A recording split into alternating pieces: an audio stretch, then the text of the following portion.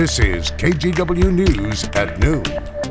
Thanks for joining us this noon. I'm Nina Melhoff, and we start with an announcement from the Oregon Governor's Office that all Oregonians 16 and up will be eligible for the COVID vaccine starting in 2 weeks, April 19th.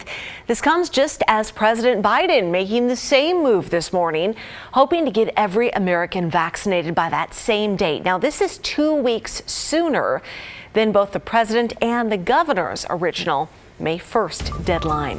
One thing we don't know right now is how this will affect vaccine shipments to the state. They're set to receive 220,000 doses this week. Governor Brown is meeting with the White House team today to take a closer look at allocation numbers. Now, if you have questions about how or where to sign up, we have the full guide on KGW.com. Just click the tab Getting the Vaccine at the top of our homepage. Just this week, almost 1 million more people became eligible for the vaccine in Oregon. Those frontline workers and their household members are the last group before all adults become eligible, which means a flood of people are about to experience the mass vaccine sites that are set up around the metro area. Pat Doris gives us a look at the airport. Over this past weekend, big crowds showed up at the Oregon Convention Center, invited by an ever-growing efficiency. Our Maggie Vespa was one of the thousands who got the Pfizer vaccine and shared these pictures to show how busy and well-run the operation is. I scheduled an appointment last week at the Portland airport for today. The first thing I can tell you about the experience is to take the road on the left when you exit Airport Way. If you go to the right like I did, you end up at Cascade Station and on the wrong side of the road. It's easy enough to get back on track, just turn around and follow the signs. OHSU's been running the Red Lot drive-through vaccination center for months now, and they've got it figured out. First stop, a screening desk where they waved me on after asking if I had an appointment. The next stop, the registration tent, where things suddenly ground to a halt. I'm in the vaccination registration tent now, and it appears that somebody in front of me is having some technical issues, so we're on standby. It's been about 10 minutes, and it looks like it might be a little more. This was a long drive down and around and back past the check-in tents to the vaccination tents, where a very professional vaccinator confirmed my information, asked if I had questions, and slipped the needle into my arm so smoothly I barely felt it. So I got to say that actual shot, getting the shot, really not a big deal. Did not even feel it go in. That lady was a pro. Then it was out for a wait for 15 minutes. You'll find people invest strolling up and down the line of cars just checking in on everyone. One told me they hand out orange juice if you feel woozy after the shot. Most people feel just fine. 2 other things you should know. The getvaccinated.oregon.gov website now has updated eligibility options that include questions like number 16, which allows household members of frontline workers to click yes. It also has the expanded number of underlying conditions that could make you eligible. Back in the parking lot, it turns out you might actually wait 18 minutes, not 15, since the clock does not start until the last car at the end of your row arrives, and then you all get released at the same time. It's a nice place to wait and watch the airplanes cruise in for a landing, and to think about how you're doing your part to end the COVID pandemic. Pat Doris, KGW News. Well, there is a concern over COVID cases slightly rising again. As more people are getting out more, we're seeing cases go up in the metro area. It could mean some counties might return to tougher restrictions by the end of the week. Now, according to new data released from the Oregon Health Authority, several counties could move to higher risk levels. So here's where they stand right now. In green are the lowest risk, red are the highest. But recent data shows cases are increasing enough in several metro counties like Multnomah and Clackamas to possibly be bumped back eventually into the high risk category. This is all contingent on an official announcement from the governor's office, which could happen sometime this afternoon. Now, since COVID risk levels could be changing, entertainment venues and festivals, they're having a really tough time planning for the summer, and many are feeling like they are not getting any guidance from the state.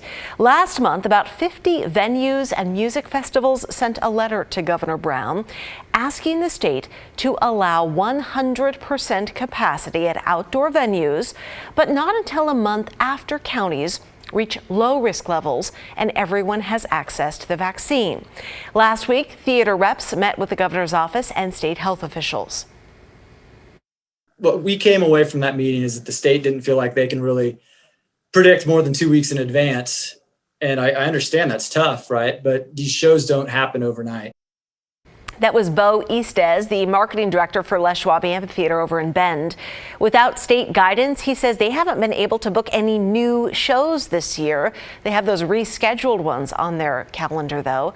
The governor's office responded with a statement saying they're trying to support venue operators by expanding outdoor capacity with a percent-based limit, but need to be cautious because the last few weeks have shown case numbers can rise again.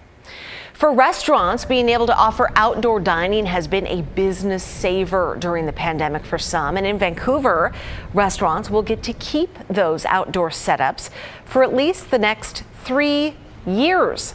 Vancouver Street Eats allows for dining on sidewalks and in parking spaces. It was set to expire after the spring, but the city decided on a 3-year extension.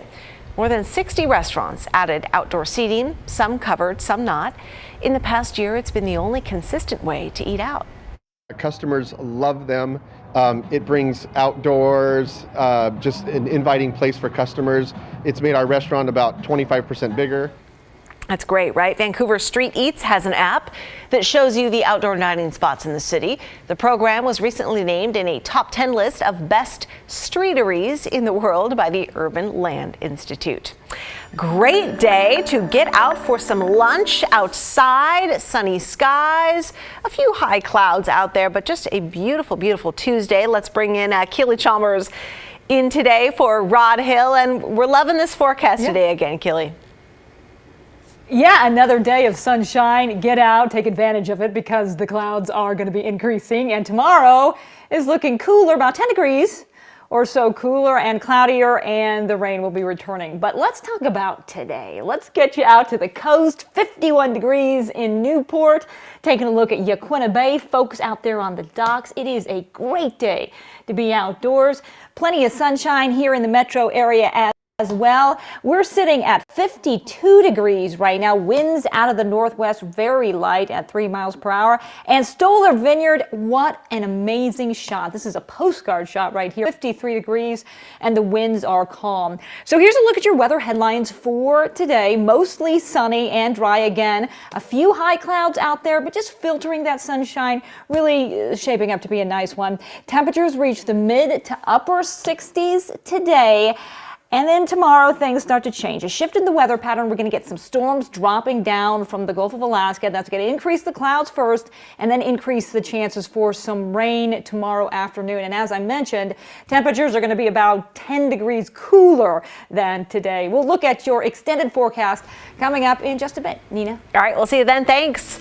There is a new book out today by one of the Blazers' legendary basketball stars. A sneak peek into the real struggles Brian Grant has had in his private life and on the court. That's next. Plus, get rid of some old books for a good cause. Powell's is holding a charity drive where you bring the books and they give the cash to those who need it most. And the newly renovated Hayward Field welcoming track athletes back and a few fans for the first competition. Still ahead, a look at the major renovations that happened in Eugene.